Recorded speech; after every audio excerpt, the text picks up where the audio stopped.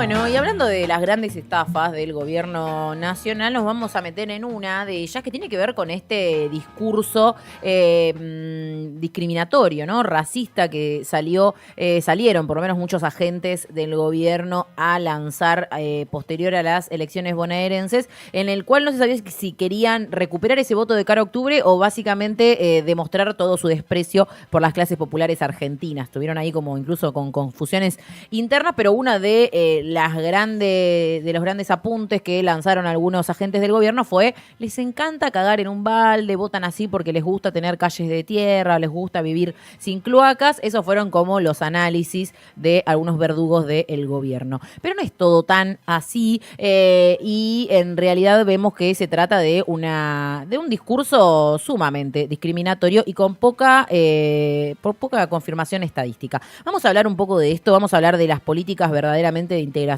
urbana, y qué mejor que hacerlo con Fernanda Minio. Ella es exsecretaria de Integración Sociourbana de la Nación y también actualmente es candidata a diputada nacional por Fuerza Patria de cara a las elecciones de octubre. Fernanda, ¿cómo estás? De este lado, Delfina, Franco y Malena, te saludamos. Gracias por tu tiempo. Hola, buen día, ¿cómo están? Bien, bueno, gracias Fernanda por esta comunicación con nosotros. Nos interesaba mucho poder hablar con vos, arrancando por esto que planteábamos recién, ¿no? Este discurso que sale a enarbolar el gobierno o algunos sectores del mismo, hablando con desprecio, ¿no? de las clases populares o de la situación de los barrios populares en la Argentina, en particular en el conurbano. Y vos como, bueno, en su momento como funcionaria, pero también como militante, tenés mucho conocimiento de esta situación. ¿Cuáles son tus respuestas? ¿Cuáles son también tus herramientas a la hora de tener que enfrentarte a este tipo de discursos tan recurrentes? En primer lugar, uno espera, ya no nos asombra de nada del nivel de crueldad que tiene este gobierno para con los sectores más empobrecidos, con los sectores que están sin un Estado presente, muy difícil de sobrellevar la vida, desde los sectores donde hay personas con discapacidad, los jubilados, ahora los barrios populares. Lo que yo no entiendo es por qué estos comentarios, ¿no? tan discriminatorios, tan dolorosos a la hora de hablar de los sectores populares, cuando hubo una política, como ustedes la nombraron recién. Yo estuve al frente de la gestión para la urbanización, la integración de los barrios populares en el gobierno anterior. Entonces, digo, yo entendería hasta ahí un comentario de esas características si ellos hubiesen continuado con la Secretaría de Integración Urbana, con la posibilidad de articular y gestionar y administrar los fondos que teníamos en el FISU, pero nada de eso hicieron, y además tienen hoy la cara rota de decir esto que las familias hoy cagan en un balde. Me parece que hay un nivel de denigrar a los sectores populares, sabiendo que siempre en los sectores populares hubo un ánimo de organización, y la vez que pudieron hacer algo en sus barrios fue porque hubo un gobierno que dio las oportunidades. Faltaba un montón, veníamos con esa política hace 8 años, digamos, 3 de esos años gestándola, pero consiguiendo no solamente el RENAVAP, para tener un registro fehaciente de quiénes y cuántas familias viven, para así poder crear una política como fue la SISU durante 4 años, con una pandemia por medio. Pero bueno, no se entiende por qué se la agarran con el sector cuando nunca hubo una política, ni siquiera hay una mirada, ni siquiera por asistencia, para tener los alimentos. Me parece que hay toda una ganas de denigrar solamente y culpar a los sectores populares de querer volver a un momento donde teníamos herramientas para hacerle frente a los problemas económicos que tiene el país hace mucho tiempo, pero teníamos herramientas en todos los sentidos. Hoy no están esas herramientas, y obviamente uno que vive en un barrio antes, ni siquiera yo de entrar a la política, porque sigo viviendo en un barrio popular, teníamos las herramientas que las luchamos, no es que fue fácil tampoco.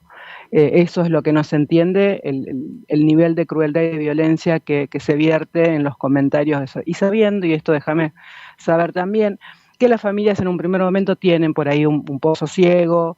Digo, por lo general este comentario no es real, al menos en Buenos Aires. Hay gran parte que hay cloacas, hay lugares donde hacen pozos ciegos. Entonces el comentario, más allá de discriminatorio, es un desconocimiento total. Fernanda, ¿cómo estás? Malena te saluda de este lado. Quería preguntarte por tu gestión, porque también sabemos que hubo muchas críticas o muchos comentarios negativos, incluso te han llegado a acusar y a allanar tu casa. ¿Qué es lo que hiciste para contarnos, para quien no sabe, que se entere, qué es lo que hiciste y en qué participaste o colaboraste para la mejora de las viviendas de las familias? Y en nuestra área, Integración Sosurbana, era una secretaría dependiente de Desarrollo Social, en un primer momento de Hábitat y Desarrollo Territorial, que es como infraestructura y hábitat, digamos, en su momento, y después nos pasamos en el primer año de gestión a Desarrollo Social y dependimos ya de ahí. Esta área se encargaba precisamente de financiar obras en los barrios populares enmarcados en ese Registro Nacional de Barrios. Eran en ese momento 4.416, después se sumaron varios más porque se iba actualizando el registro a medida que iba avanzando también la gestión, y en un rango más o menos de 5 millones de personas que vivían en lugares como barrios populares. Nosotros nos encargábamos de administrar y de gestionar obras, de administrar esas obras mediante cooperativas, organizaciones cooperativas del territorio, sindicatos, la iglesia, los propios municipios y gobiernos provinciales. Con esas obras llevábamos esta infraestructura de tanto que se critica, ¿no? Desde cloacas, agua potable, conexiones seguras eléctricas. También estaba el programa Mi Pieza, que nosotros llevábamos no solamente el recuento a través del RENAVAP y mediante ese registro hacer un sorteo para poder que las mujeres que vivían en los sectores populares tengan la posibilidad de tener un sub mediante un sorteo para arreglar su casa. En primer momento era para hacer una pieza porque estábamos en plena pandemia y las familias que viven en los barrios populares por lo general no tienen muchas habitaciones, ni siquiera para aislar una familia que estaba en ese momento pasando por el COVID. Y después también creando lotes con servicio. Toda esa gama de tareas nosotros financiábamos en los barrios populares y trabajábamos con todos y todas, no importaba el color político. Fue una política que fue aceptada por todos, tanto propios y ajenos, y de dos colores políticos distintos, o sea que era una política muy virtuosa que nos valió reconocimiento internacional. Entonces, es lo que atacan, ¿no? Esta posibilidad que se le dio desde el Estado de arreglar un poquito su casa.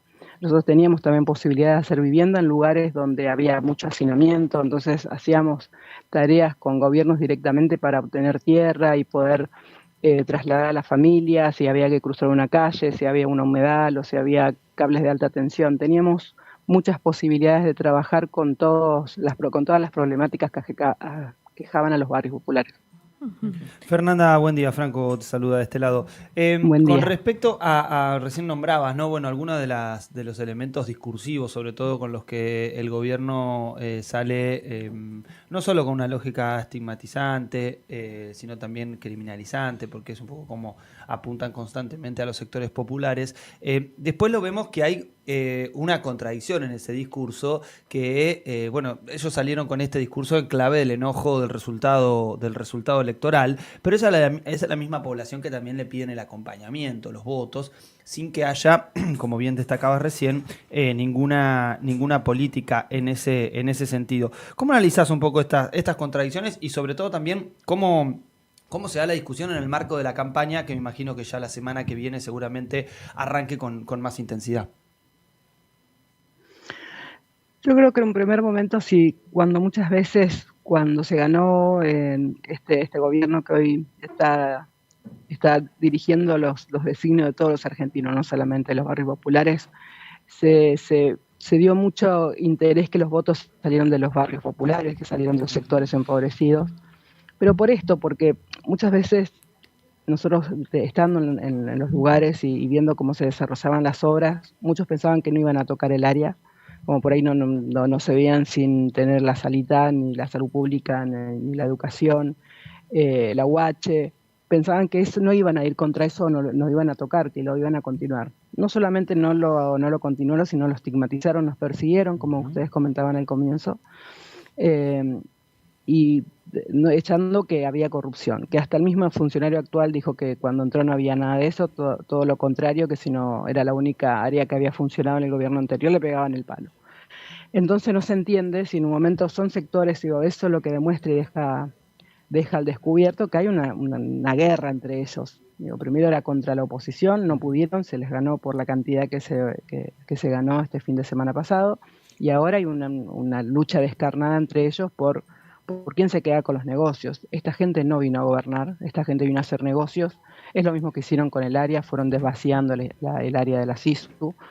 Nosotros cuando salimos de la gestión dejamos una cantidad de dinero para continuar al menos hasta mitad de año con las obras que veníamos llevando adelante, y ellos los vaciaron y se timbearon esa plata. Es un delito, si ellos desviaron esos fondos es un delito, porque era por ley tenían que estar abocadas al financiamiento de las obras de los barrios populares. Tanto Pareja como Caputo, que son hoy quienes tienen al frente y tienen esos fondos que aumentaron desde diciembre que dejamos la gestión hasta marzo, que aumentó el impuesto país, por más que ellos redujeron el porcentaje que iba al FISU, hubo mucho dinero.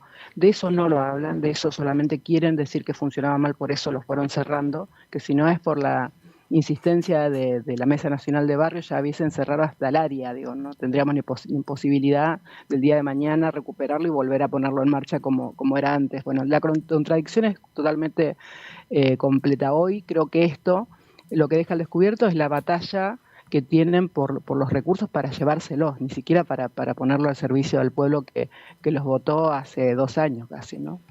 Fernanda, una consulta con respecto a esto que nombrabas, ¿no? De lo que fueron el presupuesto que contenía la Secretaría y sobre todo la cantidad de fondos fiduciarios que existían, que este gobierno fue eliminando. Con respecto a esto, en la eliminación de esos fondos, los lugares de donde provenían estos mismos fondos para la realización de obras, ¿se suspende? ¿Concretamente no se deposita más esa plata? ¿Cómo es esa situación? ¿En qué estado quedó?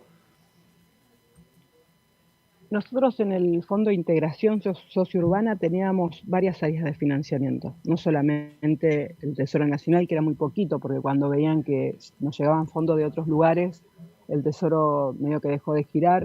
Hablo de la gestión la que yo encabecé. Sí. Y después teníamos fondos del impuesto país, del dólar, del dólar turista, que ahí había un 14%, que también lo sacaron. Acuérdense que también el impuesto al dólar lo sacaron. Y también era del aporte solidario extraordinario de las grandes fortunas, que eso fue por única vez. Todos esos fondos nosotros los fuimos utilizando y los teníamos administrándolos y teniéndolo en bonos para que no se devalúe, porque esos años también hubo problemas económicos y teníamos que tener ese dinero para maximizarlo y poder llegar a más obras y a más barrios. Y a más mi pieza y a más lotes y todo lo que estábamos gestionando en ese momento. Pero también en ese fondo, y también lo manejaba en su momento Desarrollo Social, que era el ministerio, eran los fondos internacionales. Fondos que nosotros presentábamos qué queríamos hacer con esos fondos para ir generando más y más obras en el país, y a través de que eran para barrios populares se nos daba ese fondo, que nosotros también a través del BID, del Banco Interamericano de Desarrollo, el reconocimiento porque préstamo que llegó de dinero al FISU se utilizó en los 4 años de gestión, cosa que no pasaba. Antes se pedían los fondos y por ahí terminaban la gestión y no se ejecutaba, y quedaba como con una manda, ¿no? Que cuando empezara el gobierno siguiente se siga con ese fondo utilizándose en esas, por lo cual se había requerido. Y cuando esa plata no se usa para lo que se pidió, lleva una multa. No solamente tienen que devolver la plata, sino que tienen que pagar una multa en dólares, porque son financiamiento externo. Claro. Eso también está en una nube, que nadie se pregunta dónde está ese dinero que se recibió, porque nosotros, además de utilizarlo en tiempo y forma, lo que te hacen los préstamos internacionales, cuando vos cumpliste de la manera que lo hicimos nosotros, darte una CLIP. ¿Qué es una CLIP? Es como un bono extra, obviamente todo enmarcado en un préstamo, para poder hacerlo y así poder continuar con obras. Ese dinero estaba, digamos, en las arcas de la SISU, en las arcas para barrios populares. O sea que no solamente la plata que dejamos cuando nos fuimos, la plata que se generó de diciembre a marzo por el impuesto país que después lo sacaron, sino también este fondo internacional que son dólares, que no eran pesos argentinos. Claro. O sea que hay todo un desmanejo que al día de hoy nadie se pregunta. O sea, las auditorías se hacen, parece, para lo que hicimos nosotros, pero desde que terminamos la gestión a esta fecha no se sabe qué están haciendo con ese dinero. Me parece que también hay que poner un foco ahí porque es dinero que también se están robando. Y la responsabilidad de esto sería del ministro de Economía y de la ministra de Capital Humano para nombrar responsables de funcionarios, ¿no? De los deberes No, y funcionarios que hoy tampoco está ahí la SISU. Claro. La SISU ya no es secretaría, es una subsecretaría y está en Hacienda. Hoy lo tenía Infraestructura, que también lo desmantelaron, que dejó de ser un ministerio y ahora lo tiene Hacienda, creo que está bajo el área Caputo. Claro, Caputo.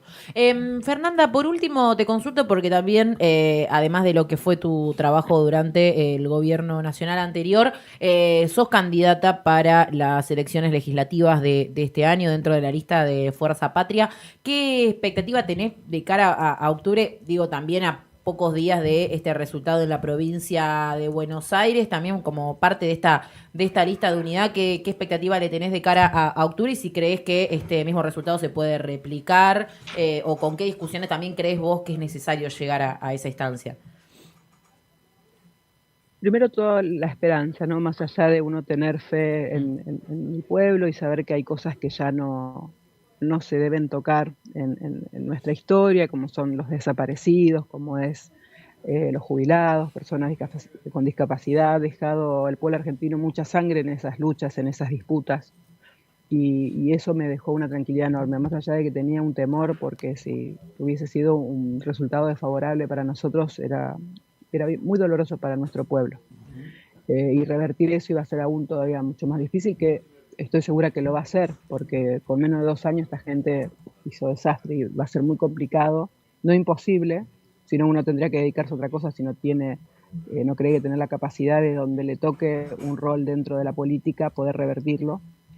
Me dejó con mucha esperanza en el pueblo. Y después una responsabilidad enorme si tengo la posibilidad y la bendición de como ciudadana, de como mujer de un barrio popular, poder ingresar y ocupar una banca, de empezar a tener parte en la discusión de qué país queremos, de ese plan de gobierno que necesitamos con urgencia empezar a discutir, porque nosotros lo tenemos como Patria Grande. Yo formo parte de la lista y entré como Patria Grande junto con Juan, que es el número 3 de la lista, que encabeza un hombre maravilloso y un político extraordinario como lo es Tayana. Yo lo conozco hace mucho tiempo, antes de la política, Jorge, y tiene capacidades enormes, que quizás tiene otro rol, tuvo otros roles, pero tiene que ver con la defensa de nuestros recursos. Fue canciller y creo que una persona con tanta experiencia y con tanta aceptación en todo el arco político va a ser un gran papel.